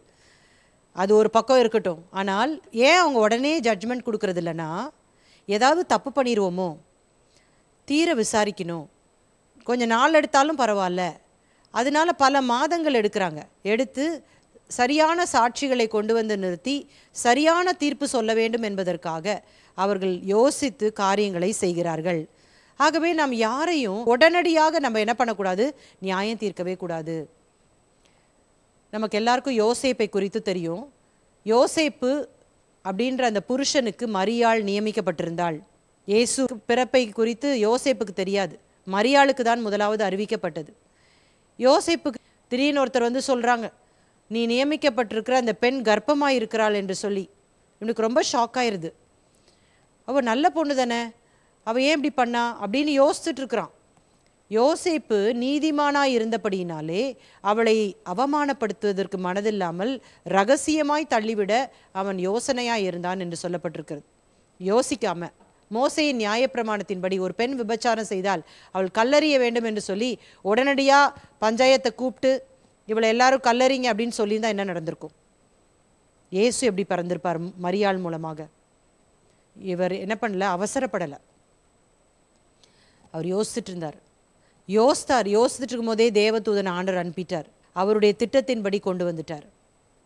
ஏராளமான உதாரணங்களை வேதத்தில் நம்ம பார்க்க முடியும். யோபு உச்சந்தலை முதல் உள்ளங்கால் வரைக்கும் பருக்களால் அவன் அவதிப்பட்டு கொண்டிருந்தான். ஒரே நாளிலே தன்னுடைய சொத்துக்கள், தன்னுடைய பிள்ளைகள் எல்லாவற்றையும் இழந்து போயிட்டான். அடிக்கடி நம்முடைய பாடங்களை யோபை குறித்து படிக்கிறோம் இல்லையா? அவருடைய அந்த சிநேகிதர்கள் இந்த கஷ்டங்களை கேள்விப்பட்டு தன்னுடைய நண்பனுக்கு இவ்வளோ துயரமா அப்படின்னு கேள்விப்பட்டு பார்க்க வராங்க. 3 சிநேகிதர்கள் வந்தார்கள் என்று சொல்லி யோபு 2:13 வாசிக்கிறோம். வந்து அவன் துக்கம் மகா கொடிய துக்கம் என்று கண்டு ஒருவரும் அவனோடு ஒரு வார்த்தையும் பேசாமல் இரவு பகல் 7 நாள் அவனோடு கூட தரையிலே உட்கார்ந்திருந்தார்கள். நம்மளால முடியுமா? யாராவது ஒருத்தர் ஏதாவது ஒரு தப்பு பண்ணுவாங்களான்னு பார்த்துட்டு இருக்கிற இந்த கிறிஸ்தவ உலகத்தில் யோபுக்கு இப்படி நடந்த மாதிரி யாருக்காவது ஒருத்தருக்கு நடந்திருந்தா இந்த பாஸ்டர் என்ன பாவம் பண்ணியிருப்பாரோ தெரில. தெரியும் அவர் அப்படி பண்ணார்ல அப்படின்னு இன்னொருத்தர் சொல்லுவாங்க. ஆமாம்மா அவர் பயங்கர மோசம் இப்படி அப்படின்னு சொல்லிட்டு கிரிட்டிசைஸ் பண்ண தொடங்கிடுவாங்க. 7 நாள் இரவும் பகலும் பேசாமல் இருந்தாங்களாம். எவ்வளோ பெரிய ஒரு சாதனை பார்த்தீங்களா?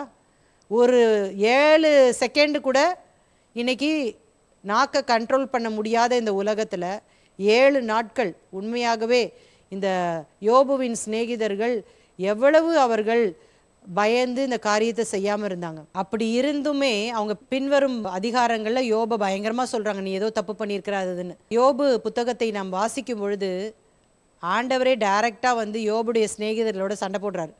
யோபு பேசினது போல நீங்கள் நிதானமாய் பேசவில்லை அப்படின்னு சொல்கிறார். ஜாக்கிரதையாக இந்த நாவை பயன்படுத்த வேண்டும். யோனா அப்படிங்கிற ஒரு ஊழியக்காரன் இருந்தான். அவனை ஆண்டவர் நினிவேல இருக்கிற ஜனங்கள் பாவம் செய்கிறார்கள், நினிவேக்கு போக வேண்டும் என்று சொல்லி ஆண்டவர் சொன்னார். ஆனால் அவன் என்ன பண்ணான், நினிவேக்கு போக அவனுக்கு பிடிக்கல. அதனால தர்ஷிஷுக்கு கப்பல் ஏறி போயிட்டான். இதன் நிமித்தம் கர்த்தர் புயலை அனுப்பிட்டார்.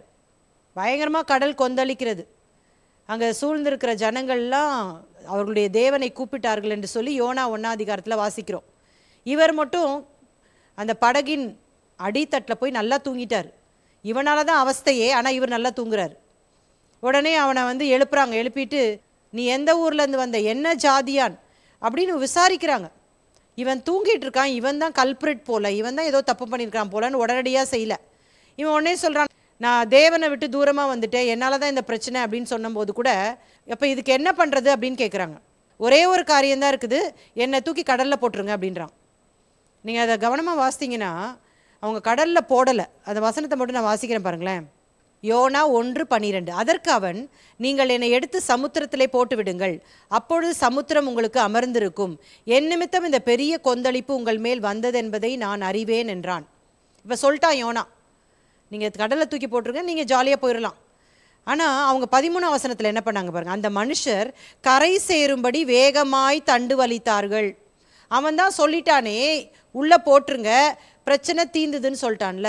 ஆனால் கூட அவங்க யோசித்தாங்க, இன்னும் ட்ரை பண்ணலாம், இந்த அப்பாவி மனுஷனை நம்ம போட்டுட்டு நம்ம ஏன் அந்த பழியை நம்ம மேலே சுமந்துக்கணும் அப்படின்னு சொல்லிட்டு ஒரு உலகத்தான் அவன் யோசித்து அந்த காரியத்தை இம்மீடியட்டாக செய்யக்கூடாதுன்னு வேகமாய் தண்டு வலித்தார்களாம். ஆனாலும் சமுத்திரம் அவங்களுக்கு கோஆப்ரேட் பண்ணாதனால ஒரு குட்டி ஜெபம் பண்ணுறாங்க. அடுத்த வசனத்தில் நம்ம வாசிக்கிறோம்.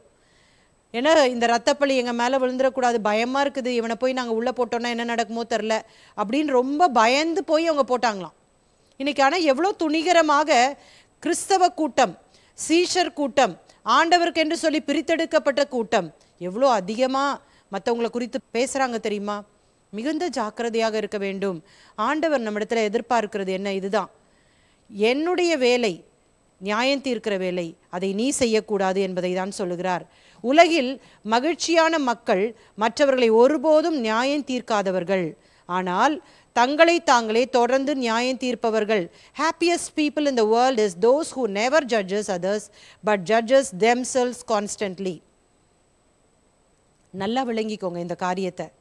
மற்றவங்களை நம்ம நியாயம் தீர்க்கக்கூடாது, நம்ம தான் நம்மளை என்ன பண்ணிக்கணும், அடிக்கடி பரிசோதித்து கொள்ள வேண்டும். ஒவ்வொரு முறையும் நாம் திருவிருந்து எடுக்கும் பொழுது அநேகமாக நம்முடைய போதகர் சொல்லுவார்கள் இல்லை, உங்களை நீங்களே நிதானித்தறியுங்கள், நீங்களே சோதித்தறியுங்கள், நீங்களே நிதானித்து இந்த அப்பத்தையும் இந்த ரசத்தையும் நீங்கள் பானம் பண்ணுங்கள் என்று சொல்வார். நம்மளே நமக்குள்ளே இருக்கிற குற்றம் குறைவுகளை நாம் சீர்தூக்கி பார்க்க வேண்டும். வேதனை உண்டாக்கும் வழி என்னிடத்துல உண்டோ என்று சொல்லி ஆராய்ந்து பார்க்க வேண்டும். அதை விட்டுட்டு மற்றவங்களை நம்ம நியாயம் தீர்க்கக்கூடாது என்று சொல்லி வேதம் ரொம்ப தெளிவாக கண்டிப்பாக சொல்லுகிறதை பார்க்கலாம். மற்றவங்க மேலே விரல் நீட்டாதீங்க. 2 கொரிந்தியர் 5ஆம் அதிகாரம் 10ஆம் வசனத்தில், ஏனென்றால் சரீரத்திலே அவனவன் செய்த நன்மைக்காவது தீமைக்காவது தக்க பலனை அடையும்படிக்கு நாம் எல்லாரும் கிறிஸ்துவின் நியாயஸ்தானத்திற்கு முன்பாக வெளிப்பட வேண்டும். For we must all appear before the judgment seat of Christ. நம்ம எல்லாரும் ஒரு நாள் இயேசுவின் சிங்காசனத்திற்கு முன்பாக, அந்த நியாயஸ்தானத்திற்கு முன்பாக நிற்க வேண்டும். நீ தான் தப்பு பண்ண, நான் தான் தப்பு பண்ண, அவன் தப்பு, இவன் தப்பு, அவன் பிரச்சனை, அவன் தான் இந்த மாதிரி, அவன் ஃபால்ட் அப்படின்னு சொல்லாமல் நம்மையே நாம் சோதித்து அறிய வேண்டும் என்பதை இந்த பாடத்தின் மூலமாய் நாம் கற்றுக்கொள்கிறோம். அப்போ 9வது தவறான குணம் என்ன? Judging others. மற்றவர்களை நீங்கள் தீர்ப்பு சொல்லாதீங்க, அதை ஆண்டவர் பார்த்துப்பாரு. தீர்ப்பு சொல்லாதே. 2 விஷயம், தேவன் தான் நியாயாதிபதி. 2வது, அவர் வருகை வரைக்கும் காத்திருக்க வேண்டும், அதற்கு முன்பாக நீங்கள் தீர்ப்பு சொல்லக்கூடாது என்பதை வேதம் தெளிவாக சொல்லுகிறது. அப்போ நம்ம இன்றோடு கூட இந்த மலை பிரசங்கத்தின் மிக முக்கியமான பகுதியான அந்த தவறான குணம் படித்து முடித்து விட்டோம். 2 காரியம் நான் சொன்னேன், ஒன்று நல்ல குணம், இன்னொன்று தவறான குணம். 2த்தையுமே தெளிவாக 9 என்று சொல்லி எளிதாக நம்ம ஞாபகத்தில் வைத்து கொள்ளுகிற மாதிரி நான் உங்களுக்கு கற்றுக் கொடுத்தேன். என்னெல்லாம் நம்ம நல்ல குணத்தை படித்தோம்? ஆவியில் எளிமை உள்ளவர்கள், புவர் இன் ஸ்பிரிட் அப்படின்னா என்ன அர்த்தம்? பூஜ்யம், நான் ஒன்றுமே இல்லை. துயரப்படுகிறவர்கள், மோர்னிங், என்னுடைய பாவங்களுக்காக, என்னுடைய உற்றார் உறவினர்களுடைய ரட்சிப்பிற்காக நான் துயரப்படுகிறது. சாந்த குணமுள்ளவர்கள், மீக், விட்டு கொடுப்பவர்கள், லீவிங் ரைட்ஸ், நீதியின் மேல் பசி தாகம், thirst and hunger for righteousness, பரிசுத்தம், ஹோலினஸ்க்காக நம்ம தாகமாக இருக்கிறது. இரக்கம் உள்ளவர்கள், மர்சிஃபுல், சரீர பிரகாரமான இரக்கம், ஆவிக்குரிய பிரகாரமான இரக்கம். இருதய சுத்தம் உள்ளவர்கள், பியூர் இன் ஹார்ட், நம்மளுக்குள்ளேயே ஒரு ஒழுக்கம், மாரல் லைஃப் வாழணும்னு சொல்லி கொடுத்தேன். சமாதானம் பண்ணுகிறவர்கள், பீஸ் மேக்கர்ஸ், நமக்குள்ளே சமாதானம், சக உறவுகளிலே சமாதானம், தேவனோடு சமாதானம் என்று சொல்லி நாம் விளக்கமாய் படித்தோம். நீதி நிமித்தம் துன்பப்படுகிறவர்கள், பர்சிக்யூட்டட் ஃபார் ரைச்சஸ்னஸ், நேர்மையாக ஆனஸ்டாக வாழ்கிறதுனால நிறையா துன்பம் நமக்கு வரும். என் நிமித்தம் நிந்தித்து துன்பப்படுத்தி, இயேசுவின் நிமித்தம், பர்சிக்யூட்டட் ஃபார் ஜீசஸ் சேக், ஆண்டவர் நிமித்தம் நமக்கு துன்பம் வரும். இயேசுவுக்காக நம்ம அதை சகிக்க வேண்டும், ஏனென்று சொன்னால் பலன் பரலோகத்தில் இருக்கிறது என்று சொல்லி உங்களுக்கு கற்றுக் கொடுத்தேன். இன்றோடு கூட நம்ம இந்த 9 விதமான இந்த தவறான குணத்தையும் முடிச்சிட்டோம். கோபம், ஆங்கர், பாலியல் இச்சை, செக்ஷுவல் லஸ்ட், பொய், லை, பழிக்கு பழி, ரிவெஞ்ச், பகை, ஹேட்ரட், புகழை தேடுவது, சீக்கிங் ஆனர், பண ஆசை, லவ் ஆஃப் மணி, கவலை, ஆன்சைட்டி, தீர்ப்பு, ஜட்ஜிங். தொடர்ந்து நாம் இந்த மலை பிரசங்கத்தை நாம் படிக்க போகிறோம். அது வரைக்கும் இந்த காரியங்களை நீங்கள் தியானியுங்கள். கர்த்தர் நிச்சயமாகவே இந்த காரியங்களிலிருந்து விடுபடுவதற்கு நமக்கு உதவி செய்வார். கண்களை மூடி ஜெபிக்கலாமா? அன்பும் இரக்கமுள்ள நல்ல தகப்பனே, இந்த மாலை வேளைக்காக உமக்கு ஸ்தோத்திரம். எங்களோடு கூட பேசி நம்முடைய வார்த்தைகளுக்காக நன்றி செலுத்துகிறோம். இந்த நாளிலும் தேவன் நியாயாதிபதி, அவர் மட்டுமே நியாயம் தீர்க்கிறவர். ஆகவே அவருடைய வருகை வரைக்கும் நாங்கள் நியாயம் தீர்க்கக்கூடாது என்று சொல்லி கற்றுக்கொண்டிருக்கிறோம் அப்பா. ஆகவே இந்த காரியத்திலே நாங்கள் தவறிவிடாதபடிக்கு ஆண்டவரே, நாங்கள் எங்கள் நாவை ஜாக்கிரதையாய் பாதுகாத்து கொள்ள கிருபை தாரும். உமக்கே எல்லா மகிமையும் செலுத்துகிறோம். இயேசுவின் நாமத்தில் ஜெபம் கேளும் நல்ல பிதாவே, ஆமேன். கர்த்தர் உங்களை ஆசீர்வதிப்பார். இது வரைக்கும் நம்ம மலை பிரசங்கத்துல என்னெல்லாம் படிச்சிருக்கிறோம்ன்றதை ஞாபகப்படுத்திடலாமா? இன்றைக்கு நம்முடைய பாடத்தினுடைய தலைப்பு என்னவென்று சொன்னார், இயேசு என்ன சொல்றாரு, இந்த வசனத்தினுடைய அர்த்தம் என்ன அப்படின்னு சொன்னா, ஏன் இந்த மலை பிரசங்கத்தை எல்லார்கிட்டயும் சொல்லக்கூடாது அப்படின்னு சொன்னா, ஆகவேதான் பைபிள்ல தானே இருக்குது அப்படின்னு சொல்லி நம்ம என்ன செய்யக்கூடாது, மூடத்தனமாக சில விஷயங்களை சூளமையை விட்டு எடுத்து அதை நாம் பயன்பாட்டிலே அதை பயன்படுத்தும் பொழுது துர் உபதேசங்களுக்கு அது வழிவகுத்து விடும். ஆண்டவர் என்ன சொல்லி இருக்கிறார், இந்த ஒவ்வொரு விஷயங்களிலே என்ன சொல்லி இருக்கிறார் அப்படின்னு சொல்லிட்டு நம்ம பார்க்கணும். அப்ப இந்த இடத்துல நம்ம ஒரு விஷயத்தை கன்க்ளூட் பண்ணலாம். என்ன அப்படின்னு சொன்னா, கிறிஸ்தவத்தின் அடித்தளம் என்ன? ஃபவுண்டேஷன் போட்டாச்சு. கட்டடம் என்ன கட்டடம் கட்டணும்? மனம் திரும்புதல் அடித்தளம், மலை பிரசங்கம் கட்டிடம். அவருக்கு தான் எல்லாம் தெரியுமே, நம்ம ஏன் கேட்கணும்? மேலோட்டமா நம்ம ஜெபிச்சோம்னா மேலோட்டமான ஆசீர்வாதங்களை நம்மளால பெற்றுக்கொள்ள முடியும். அப்ப இந்த மலை பிரசங்கத்தை நாம் படித்திருக்கிறோம். இந்த மலை பிரசங்கத்தின்படி நம்முடைய வாழ்க்கை மாற வேண்டும் என்று சொல்லி இயேசு விரும்புகிறார். அதற்கு தான் இந்த வசனத்தை அவர் சொல்லி இருக்கிறார். என்னென்ன அந்த சுவாபங்கள் உங்களுக்கு வரணும் அப்படின்னு சொல்லிட்டு நீங்க விரும்புறீங்களோ அதை கேளுங்க ஆண்டவர்கிட்ட. கடினமானது ஒன்றுமே இல்லை.